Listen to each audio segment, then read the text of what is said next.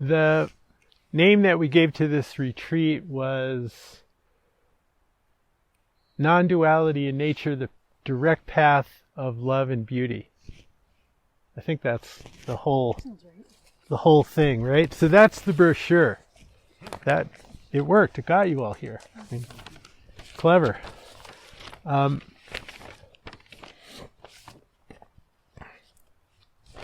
I want to kind of explore this, and I want to start off with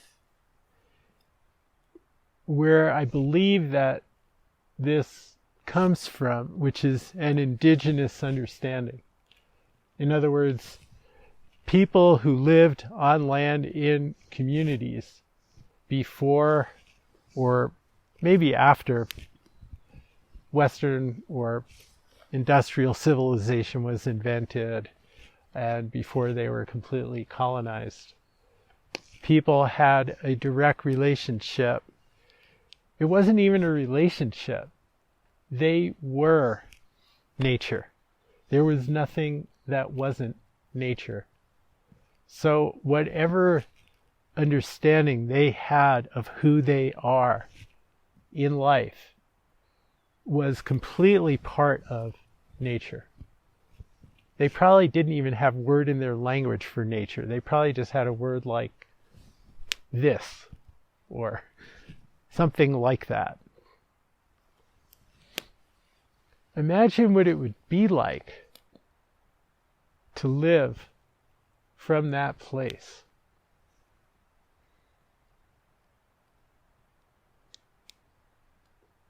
I know that you all got to share spiritual experiences in nature or impactful experiences in nature tonight. We didn't use the word spiritual, but we could have tonight during dinner. And I'll share one of mine. I was at Walnut Canyon National Monument near Flagstaff. This is a ways back. This is like in the 80s. So I was in my early 30s. And I was alone and I was meditating in the canyon. And this is like a old Native American settlement that's been archaeologically excavated. So it's from like the year 1000 or something before the great exodus of the people that lived in the Southwest. I think Anasazi is considered the wrong name for them now, but we use that name. So I was meditating in this canyon, and I don't know if it was like how it came about, but all of a sudden I was like a 14-year-old boy who had grown up in that canyon. Like I just either perceived or hallucinated or dreamed or somehow got downloaded what it was like to be that boy who at that age was pretty much a man.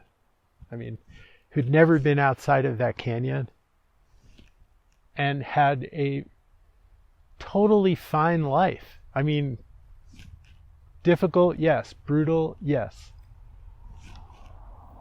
But absolute total belonging. Absolute total belonging. They probably didn't have a word for alienation or self-doubt or self-hatred or depression or like that's like when you belong that much, that doesn't arise. So a lot of the things that we experience as human beings come about because of the way that we don't belong. And it's not anybody's fault that you don't feel that. This is thousands of years of cultural evolution or progress that has paid a price in our psyches, in our hearts, in our minds.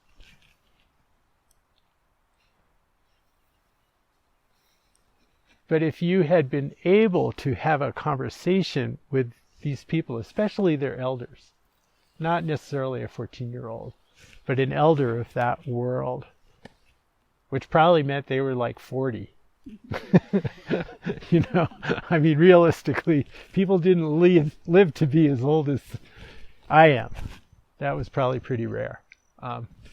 But if you had a conversation with one of those elders and you could translate the kind of non-dual understanding that we've been talking about and playing with here, they would feed it right back to you in their understanding of life.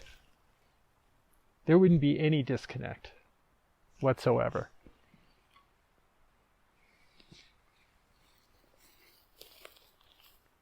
And it came out of not some philosophical exploration, but from a direct experience of what life was for them, belonging. In other words, not being separate from anything or anyone, from the animals that lived around them, from the plants that lived around them, from what happened in the sky, from what happened in their own experience. And then they translated, obviously, into different concepts and different words.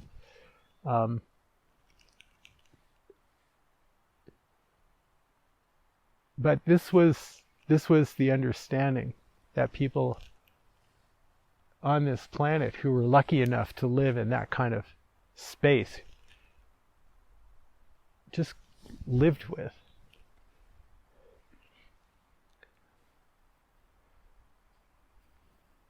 If we look at all of the problems that we face now on this planet as a civilization, as a culture, whether it's the destruction of the environment, the decay of our political system, the stratification of wealth, the enslavement and exploitation of human beings by other human beings, it's a long list. Okay, I probably hit a few of the highlights, but it's a long list. The root cause of all of that is one thing, which is what? Separation. It's this sense of being separate. Caverly talked about it this morning in her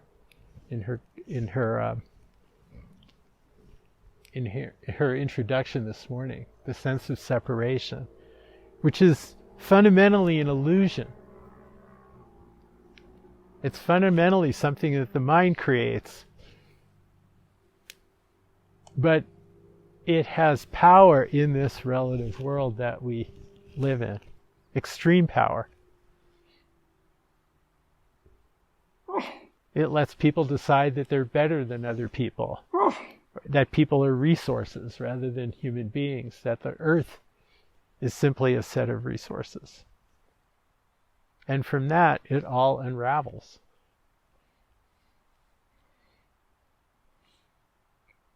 So this is a root cause. The root cause isn't rich people. It isn't Republicans and Democrats. The root cause isn't nuclear weapons. It isn't technology.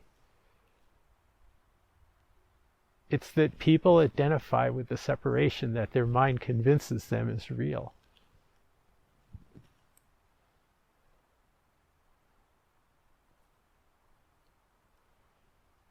And then we quickly make sure that, our kids growing up believe that, learn that really quickly. So the child's sense of magic, of connection, of interbeing, of being able to talk to animals and plants, of being able to open their hearts and love a rock, or love a little turtle, or whatever it is, gets quickly shamed or educated or pulled out of them by what we call education and growing up and maturing.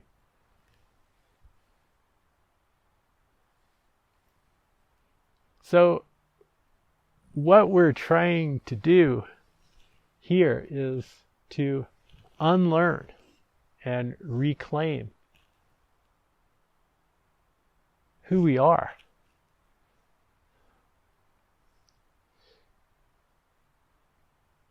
But part of the dilemma that we face is that this has happened in an isolation from what we call nature. And even calling it that is separation, right? Because if there's nature, then there's stuff that isn't nature.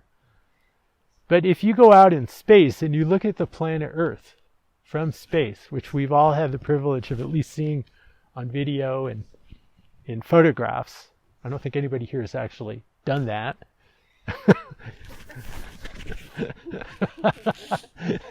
maybe with some really good drugs, you. But we can see, like, from the vantage point of space, it's all nature, right? Like, you can't, like, it's just the planet Earth. There ain't nothing here that came from non-nature. So even having a word for it in a certain way, it's artificial. It's artificial.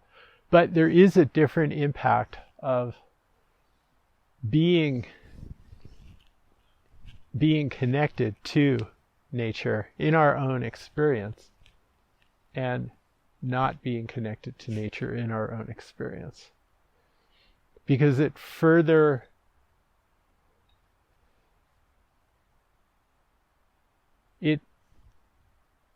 if we don't have a direct connection to nature, it reinforces the sense of separation. Most people who may not have any connection to any kind of spiritual practice or any kind of spiritual understanding, if they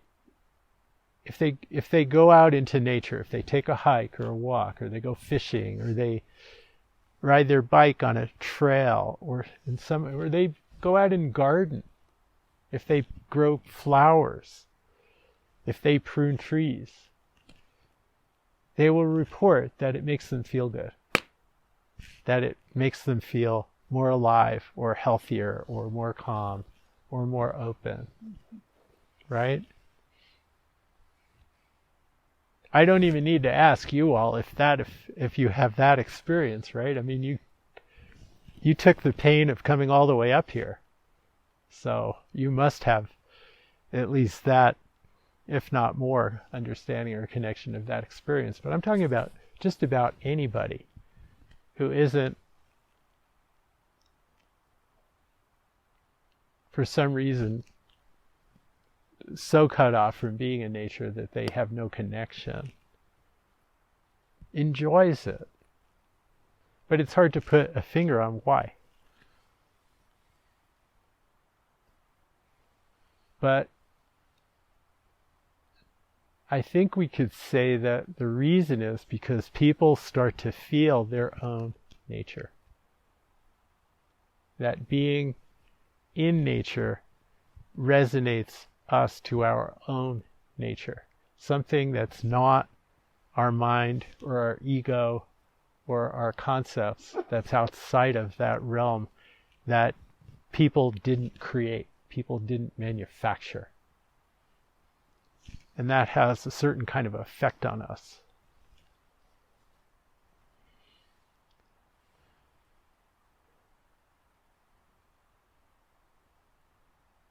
But we want to go much further than, okay, here I am, my little personal package of mind and body, and I want nature to make me feel a little bit better inside that personal package, right? That's not really what we see as possible. What we're here, I guess going back to what I said originally, trying to trick everyone into is stumbling into the abyss of, I am that. Not that's affecting me, but I am that. In other words, I am nature, or I am this. This is I. In other words, non-separation, or oneness, or just this.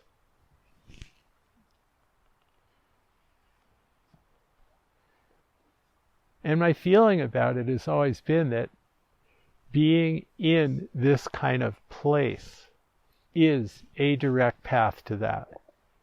It's not just a nice, oh yeah, we could do this anywhere, but this is nice. Or it costs less. Right? It does cost less. You know, if we had like... We can't afford more bathrooms. Yeah, I mean, fewer bathrooms. There's no waiters, waitresses coming with your dinner that you pre-ordered. Oh, you wanted the salmon, and you wanted the tofu, and you wanted the steak. I mean, I've been to retreat centers like that. I don't know why, but it's because teachers I wanted to hang with were doing that. But wasn't really my style in setting up a retreat center. But there's something about this that it isn't even conducive, isn't even the word I want to use. It's being dropped into it. Every blade of grass here is that.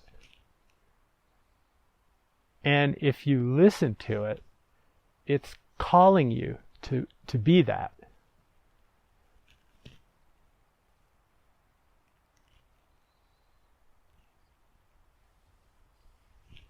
So don't take my word for it. I'm here with a higher authority. Okay, so I want to read you something from Eckhart Tolle.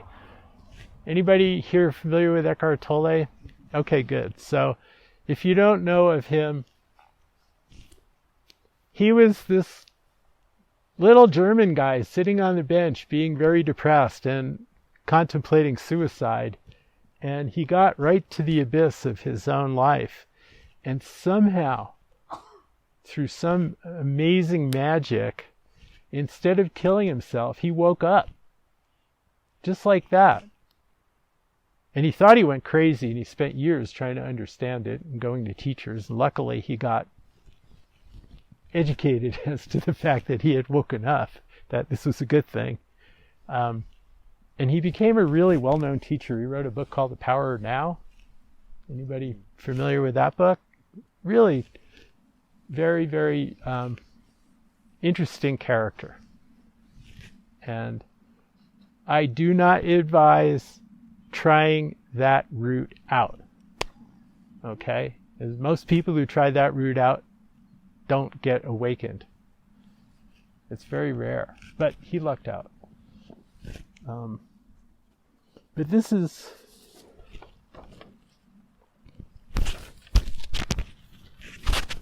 This is actually just Caverly, what was it, last summer? Caverly came with her assistant to this retreat, who came as a yogi. And her assistant gave this to you, and you gave it to me. And now I'm giving it to you. Okay? So this is Eckhart Tolle. Whenever you bring your attention to anything natural, anything that has come into existence without human intervention, you step out of the prison of conceptualized thinking and to some extent participate in the state of connectedness with being in which everything natural still exists. So no effort, no practice, no philosophy, no nothing. You somehow, a little bit, start to participate in the state of connectedness with being. Which is why people like being in nature, for the most part, unless there's something in the way. To bring your attention to a stone, a tree, an animal, does not mean to think about it, but simply to perceive it, to hold it in your awareness. In other words, not naming it, not thinking about what you could do with it or to it, or what it could do with or to you. Just to perceive it. See it, hear it, feel it. Something of its essence then transmits itself to you. You can sense how still it is, and in doing so, the same stillness arises within you. You sense how deeply it rests in being, completely at one with what it is and where it is. In realizing this, you too come to a place of rest deep within yourself. In other words, everything here is showing us, teaching us, being exactly that.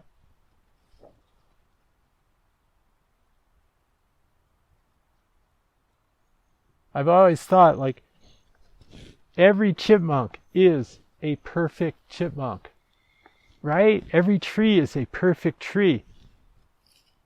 And every human being is trying to be better, not good enough. How do we do that to ourselves? Because we're cut off from who we are.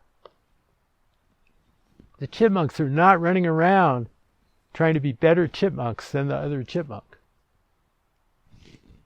They might be running around trying to get a certain chipmunk off of their tree so that they can have that tree for their own self. We don't want to romanticize, like, there's conflict in nature, but it's not internal conflict. When you perceive nature only through the mind, through thinking, you cannot sense its aliveness, its beingness. You only see the form and are unaware of the life within the form, the sacred mystery. Thought reduces nature to a commodity to be used in the pursuit of profit or knowledge or other utilitarian purpose. The ancient forest becomes timber, the bird a research project, the mountain something to be mined or climbed. When you perceive nature, let there be spaces of no thought, no mind. When you approach nature in this way, it will respond to you and participate in the evolution of consciousness. You need nature as your teacher to help you reconnect with being. We need nature as a teacher to help us reconnect with being.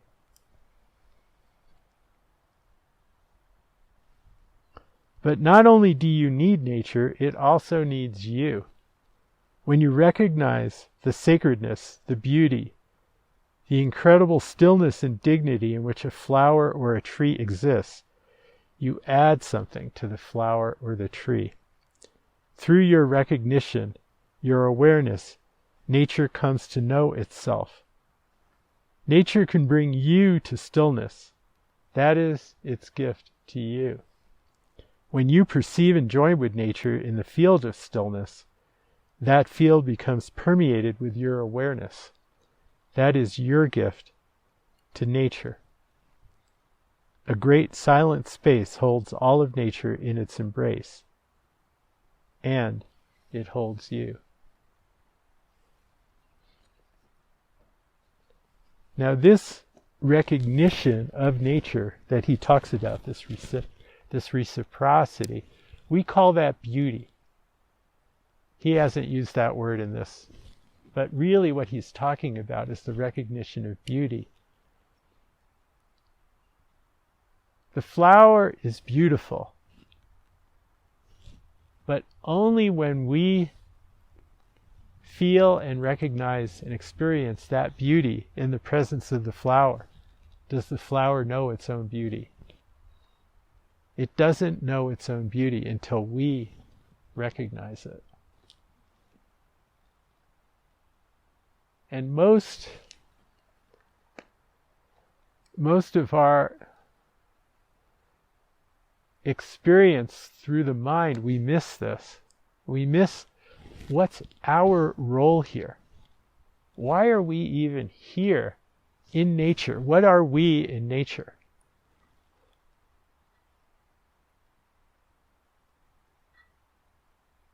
So we are the aware eyes and ears. We are what can see and hear and feel and love what is. When the deer jumps across the field, it doesn't have any idea how beautiful it is, but we do. When the eagle soars in the sky, it's just looking for food, or maybe enjoying flying. But it has no idea how beautiful it is. We are the part of consciousness. We are the part of nature that completes that circle, where the tree knows itself, the creek knows itself. These clouds, look at the sky, look to the east. It's lovely colors.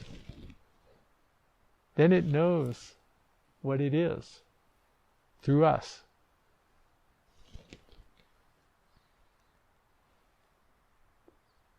When we do that, we belong too. That's our belonging, our role, our participation in all of this.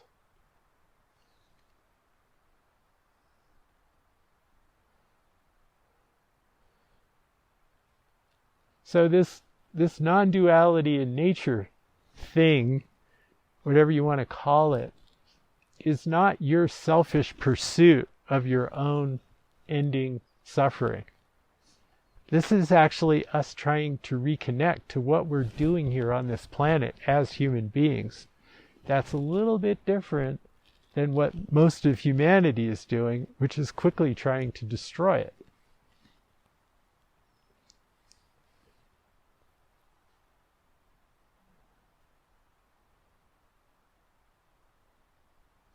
We have a sacred purpose.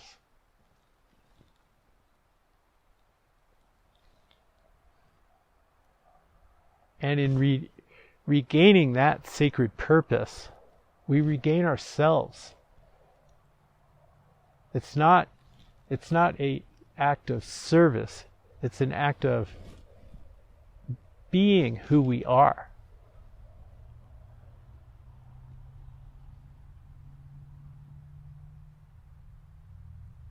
Does this make sense?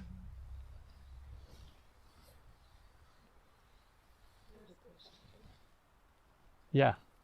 When I hear you talk about how humans, like, we perceive, and that's where, like, then nature knows its beauty, I keep hearing, like, this is our special thing, this is our special thing that we bring, and then I feel confused because it feels like subject-object again. Well, okay, so the question is, looking at the idea that our role here is in perceiving, then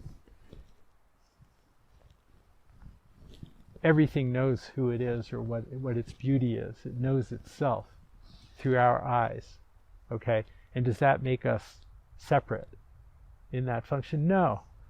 The creek is a creek. It's moving water. It's not separate from the rocks that contain it, but they're totally different.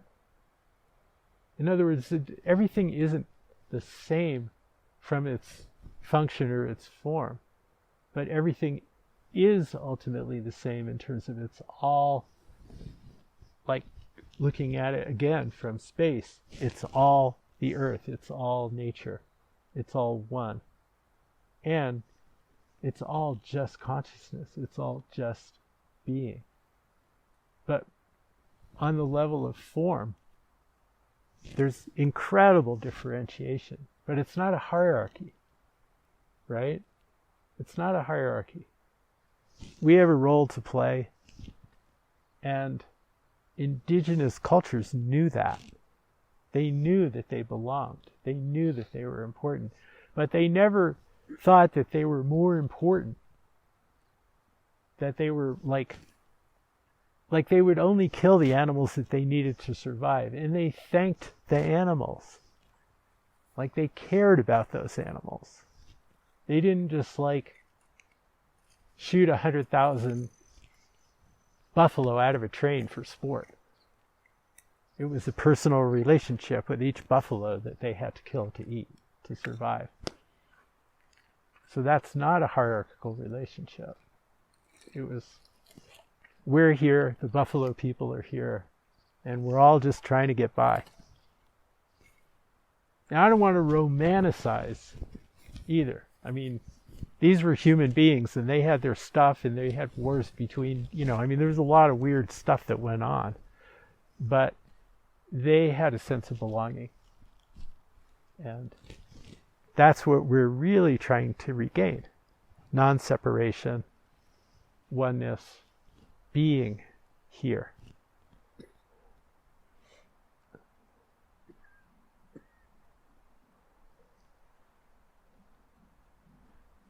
There's a question right next to you. Hi, Jonathan. Hi, Johann. Let me know if this is too tangential. You kind of described all of Earth as one. Can you extend that though to like cosmic scale and beyond, not just Earth? Absolutely. It's all nature. I mean, we don't really understand, like our minds can't really comprehend like 1 trillion galaxies over 10 billion years. I mean, to me, that's pretty gobbledygook. So, but yes, it's all nature.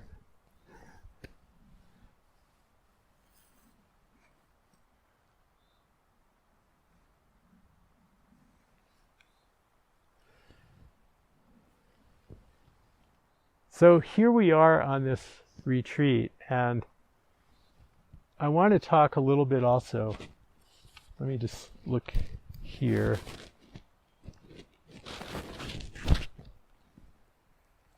I want to read one more little quote here. It's kind of interesting. So this is a quote from an elder of the Nasa tribe in Colombia. That was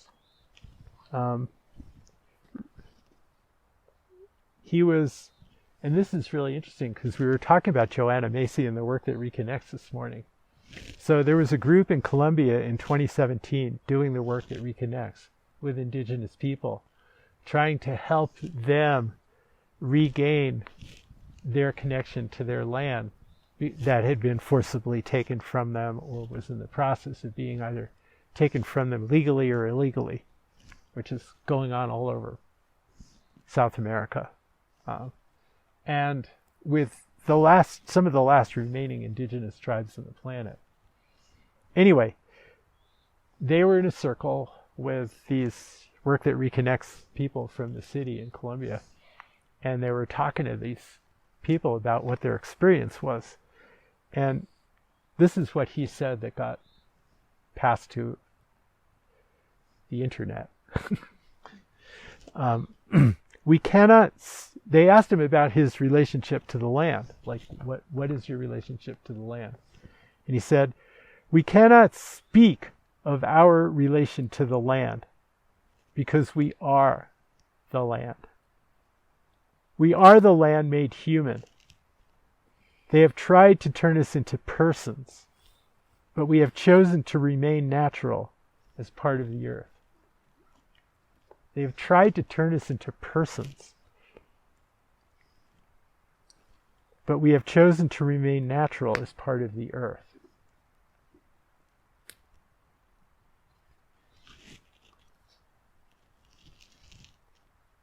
In other words, they've tried to make them separate so that they could manipulate them and take their land away from them. But they don't even see it as their land. They see it as themselves, that there's no separation whatsoever, that they are the land made human. That's extreme non-duality. That's like lived non-duality.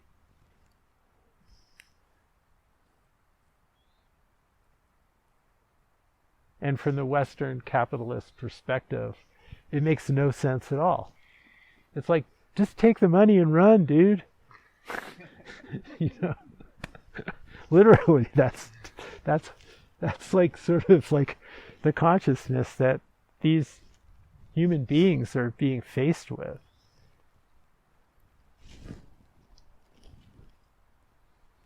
So I want to talk.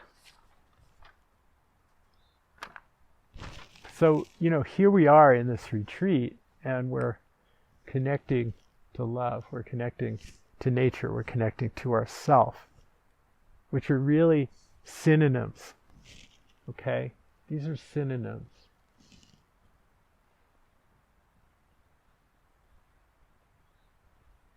But we're also living in a time where all of this is under threat, right? Who here came up here with the burden of what's going on in the world right now on your heart? Yeah. I mean, these are intense times.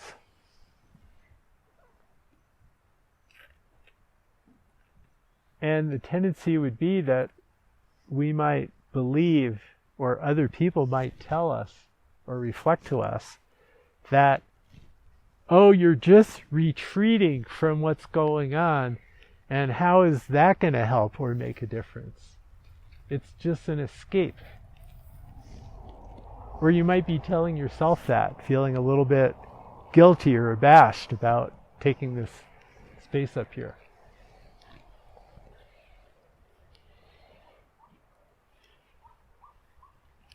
I actually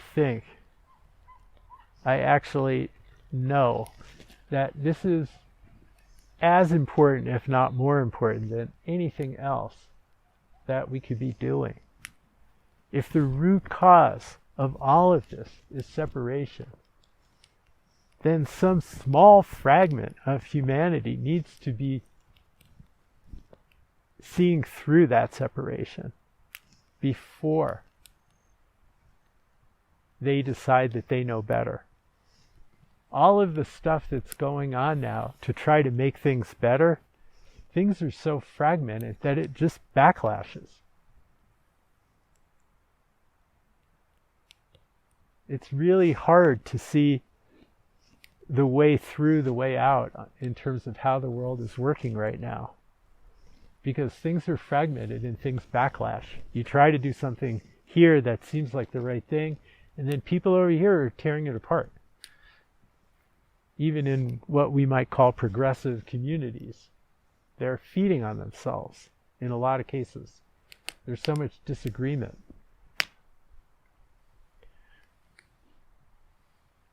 The collective unconscious of humanity is facing something that it has no solution for.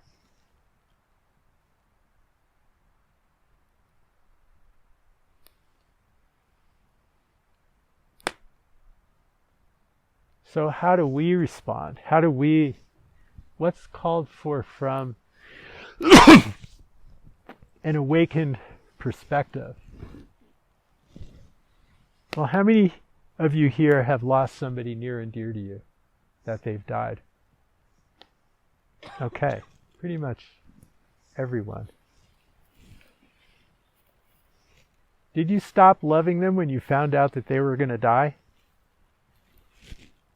Did you stop taking care of them when you found out that they were going to die? I doubt it. No.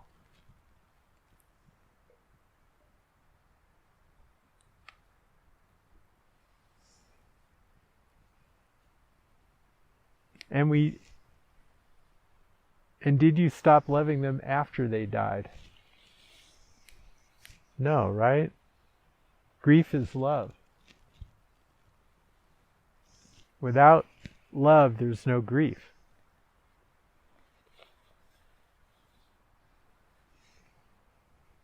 So we have a situation here where, I don't want to say the planet, okay? On the highest, most high level, the planet will be fine. Don't worry about the planet. The planet knows how to deal with much worse than us. Does everybody know what happened 66 million years ago? Right? There was an asteroid. It was 6 miles wide. It hit the Earth at 45,000 miles an hour, somewhere around the Yucatan Peninsula. And it wiped out 99.9999% of life on Earth within a couple of months. Quite a bit of it all at once, and then it created such a toxic hellscape on this planet that nothing could live. But the 0.00001% that survived gave us this, including us, right? So instead of dinosaurs, we have us. I don't know if that was an improvement on some levels. So now we're the asteroid. But regardless of the level of damage that we could do to this planet, it could not ever reach that level. If we exploded every nuclear weapon on Earth, it wouldn't even be a fraction of a percent of what that asteroid carried in terms of kinetic energy. So the planet is not the problem. It's this beautiful biosphere with humans and cetaceans and bears and mosquitoes we could probably dispense with. We're not going to mourn the mosquitoes. But the bats eat the mosquitoes, and, they're cool. And right, it's all a package.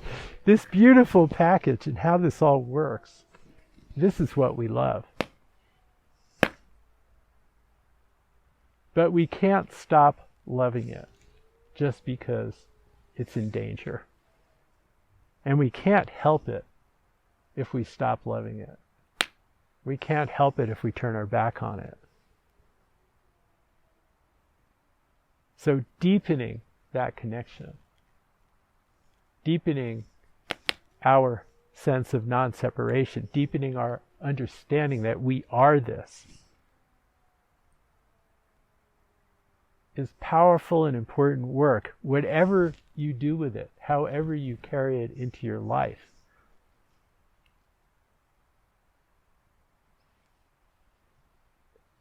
We have no idea what's going to happen in the future. Some people have ideas that make them hopeful. Some people have ideas that make them despairing. Some people oscillate between hope and despair. Does anybody here oscillate between hope and despair? Yeah? Okay. Well, hope and despair are beliefs. They are simply ways that the mind makes up some kind of projection of what's going to happen because our minds don't like not knowing. Our bodies like to be comfortable, right? Anybody here, does your body not like to be comfortable, right? It's just built that way. You don't want to be too hot, too cold, too wet, too dry, too tired, too whatever. We want to be comfortable. Well, if you examine your mind, what your mind wants is to know. It wants answers. It wants predictability. It wants to understand what's going to happen. Right? That's what our minds want. And yet, it's virtually impossible for our minds to know that much about what's going to happen. We know a little bit about what's going to happen. It's a pretty good chance the sun will rise tomorrow morning a couple of minutes later than it rose this morning, right? Pretty good odds. So our minds know that. We can be relatively certain of that. Does anybody's mind know exactly what else is going to happen tomorrow? The awareness. Yes, okay. Probably going to eat. Probably. But the further out we get, the more hazy it gets. So what do our minds do? They make shit up. Right? They make shit up. And it's not that reliable. And we believe it because we want to believe it because we don't want to deal with the uncertainty of not knowing, because it's uncomfortable. So this isn't in the realm of non-duality. This is in the realm of dealing with life that's so precarious that we need to be okay with not knowing what's going to happen, and don't get involved in belief systems about hope or despair. The belief system of hope is an illusion. You're just making it up, as is the belief system of despair. The only thing that's certain, as Michael said, is awareness. And that awareness is love. And that love, that awareness, that connection is powerful. If we put our attention on that and not on debating whether or not it's hopeful or hopeless, or this is going to happen or that should happen, da-da-da-da, but we work with connection to each other and to nature, then that creates possibilities that don't exist otherwise.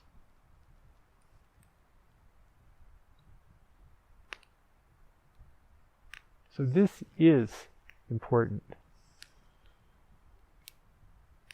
I don't want you to go home and tell everybody that you did the most important thing that anybody did on this planet this week, okay? Don't piss them off. They won't believe you and they won't understand it. But it is.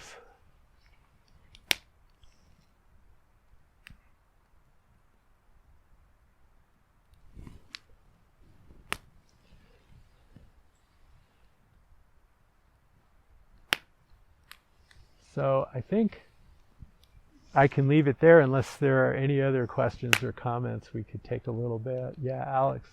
Just quickly on the subject of hope and despair. Speaking for myself, but I imagine it's true for other people as well, that I hoped to have an experience of awareness and connection when I came, and that hope motivated me to take positive action, seek out this kind of experience. So, obviously hope and despair are just kind of like mental states you can be in. But in Eckhart Tolle's case, maybe his despair was useful for awakening, but as you said, that's not the path for most people. So I think hope is still useful to motivate people to get to a point where they can be more aware. Okay.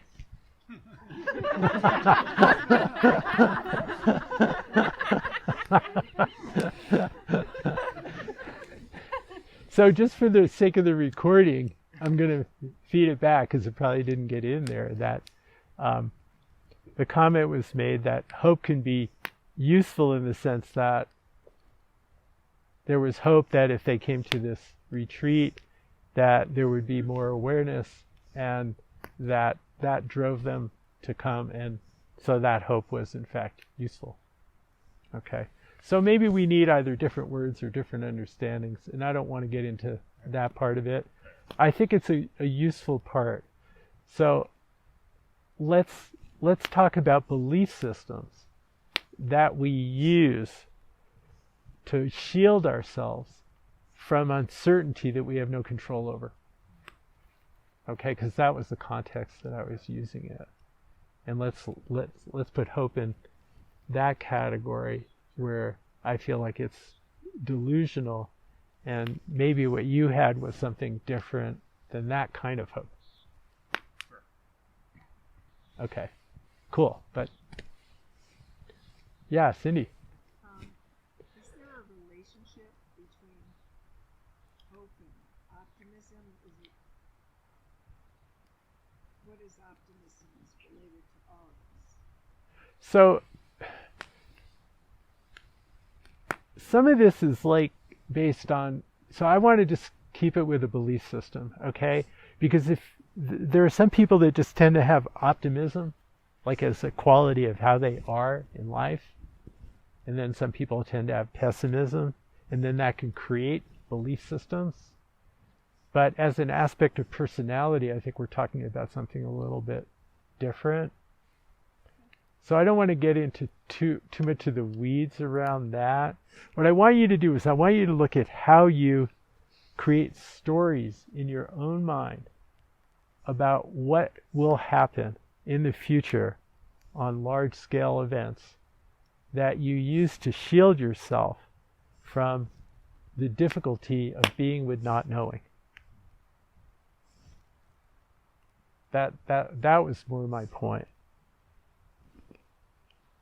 And that facing that not knowing is a step closer to truth, a step closer to reality. That's what I was hoping to get across.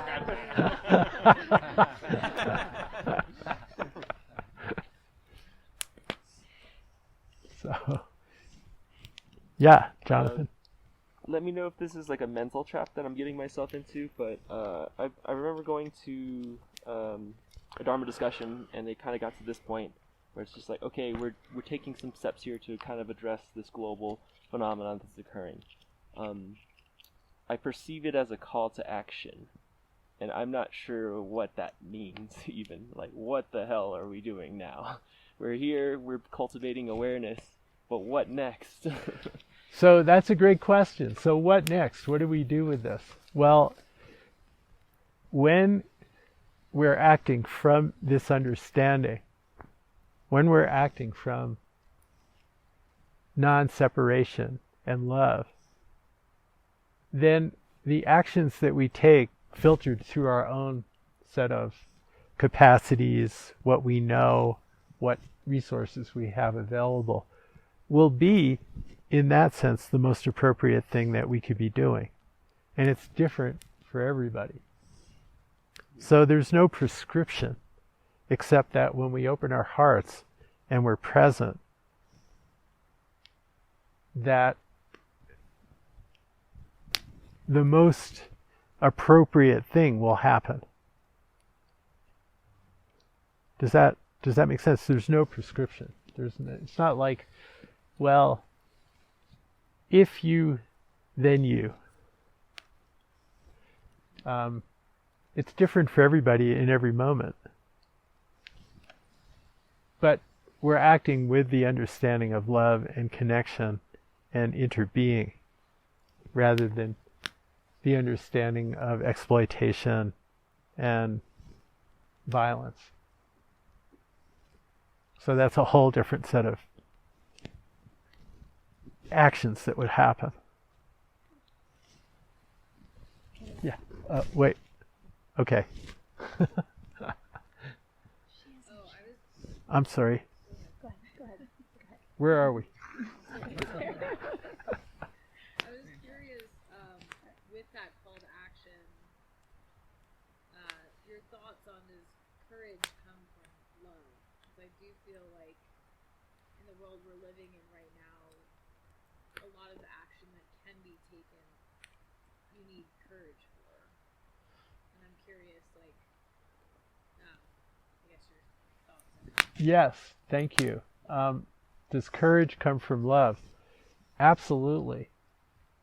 Love in its purest form is completely unself-concerned. So it's completely courageous in that sense. Although it may be a very small, it may not look like much also. I mean,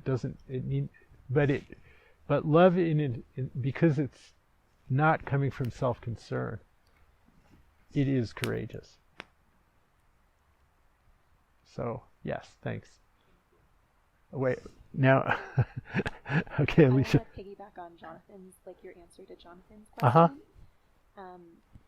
When you kind of said it's like individual to each person, I kind of had the understanding that you were talking about like our hearts kind of being more open, like, you know, perceiving all of this as oneness, and that being the answer. But I also wonder, do you think there's anything more than that? You know, like to action.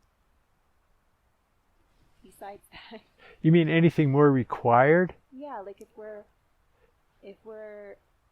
not, I don't want to say waiting, but if we're waiting for people to have open hearts and this ability to kind of connect with each other, I feel like we're kind of doomed in some way. That's very pessimistic, but Right. Well, this is a chicken and egg dilemma that you're talking about, okay? Right? Because you're saying if we wait for everybody to be fully connected, we don't have enough time. Yeah. But if we act from separation, from fear, from self-righteousness, it boomerangs. So therefore we're doomed. That's kind of what you're saying. Well, it's very possible that going back to Joanna Macy, she talked about the great unraveling. Okay? Is anybody familiar with that expression, the great unraveling? I think she had another expression for it too. But so we may very well be in that. But what we know is that it doesn't seem to be working to come from separation and fix anything. Sorry, could you say that again? It just doesn't seem to be working to come from separation and fix anything. What's getting fixed from separation? There are plenty of voices out there saying, we need to do this, we need to do this, we need to do this. The understanding of what needs to be done is out there. It's on the internet. I read it. I know it's out there. Right? What's that? I said if it's on the internet, it must be true. It must be true, right? So the understanding is out there. The technology is out there. But it's still completely caught up in divisiveness. It's still completely fragmented. It's not being acted upon. I don't see it being. I mean, it's acted on in pockets, but... So, my understanding is that this is what's missing. This understanding, this recognition is what's missing. And humanity needs that recognition desperately. And it may be that, we have no idea.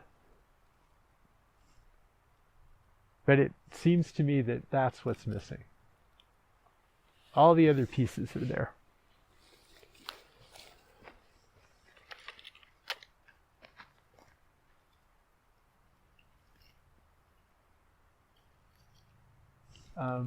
Alice. Yeah, I just wanted to say, not trying to express in a certain way that people should think, but when I participated in the last large protest gathering, the Kings, whatever it was called, and there were thousands of people there. I know Johann knows this. I'm a lawyer. I'm retired, but the reason I became a lawyer is because I wanted to have the power to make a difference in people's lives. And when I went to that protest, and there were thousands of people there, I knew in my heart that it was possible that it wasn't going to, quote, make a difference in the way things are going. But I felt deep connection, love, presence, and it was so powerful for me just to have that. And that's why I, call to action. What does that mean? For me, that's what it meant, was to go and participate along with thousands of other people. And I felt the love, and I felt the power too. I just thought I'd share that because I'm sure many of you felt that if you went. I just wanted to make that clear. There's different calls to action, and they hold different purposes. But you know, for me, numbers made a difference. Yeah. No, it's beautiful when people get together and there's some kind of unification or common purpose or common understanding, and then we can feel that we're not just alone, that we're connected, that we belong, that sense of belonging, that sense of connection.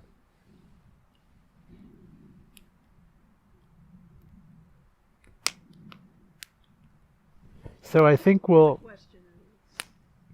Okay, one more. Okay, Jonathan.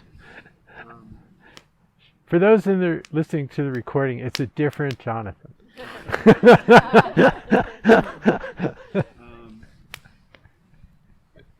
guess I want to prod you on... I think I share your view in a lot of ways, but I find it to be inherently like antisocial in a sense when it comes to values. Because like you're saying, to be in nature teaches you the values of participation. And like the indigenous people that say, I am the land, it's just like a literal, like, I eat the animal that eats the grass, and I will die and become the grass that will feed the animal. But we have a society that is a material circumstance of just everyone gets fed through the surplus of exploitation. So to say that we are going to orient towards a different set of values means that we are not going to continue having that surplus that upholds the, I mean, you know, whatever way you want to talk about it, there's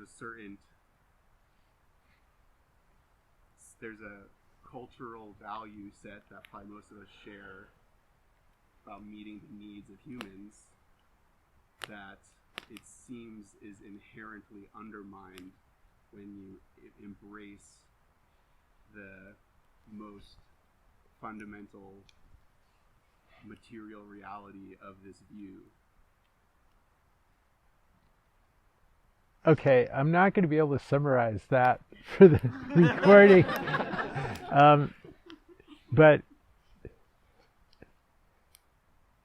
so, yes, I think you're correct.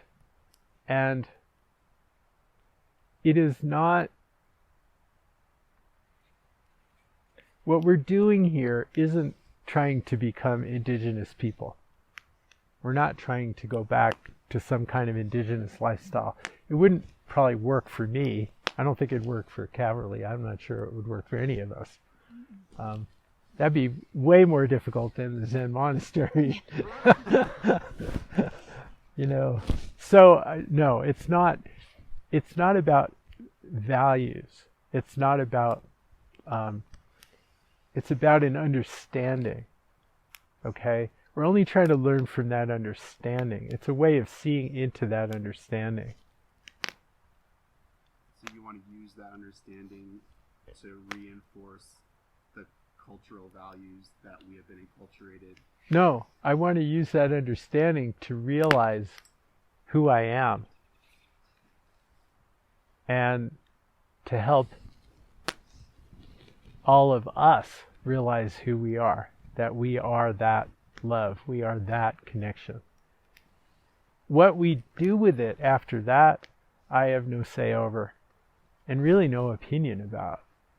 I trust that coming from that place, what you do and what everybody else will do will be much more conducive than what is currently happening on the planet. But I'm not going to critique what the result is of that.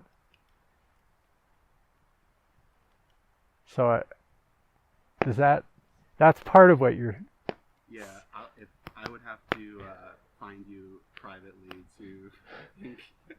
Well, I know the other half of this, okay? I know the other half of this, but it's not relevant to this talk. I'll catch up with you if I want to get more of your thoughts about it. Yeah, because I know where you're going, and it's, but what's important for us here is that the bringing in of an indigenous understanding is because I think it helps us relate more to our experience being here on this land. I hope it helps you relate more to your experience of being on this land. Putting yourself in that of, it's not me and nature. It's not subject and object. Nature isn't a thing out here. And that was the part of the indigenous understanding that is so valuable.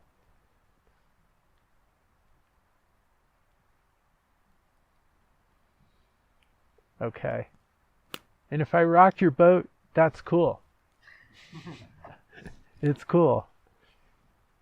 But I do hope you can sleep well, regardless. So, it's been a really lovely day being with you all. I hope you get some good rest. And we'll be together again tomorrow. So, good night.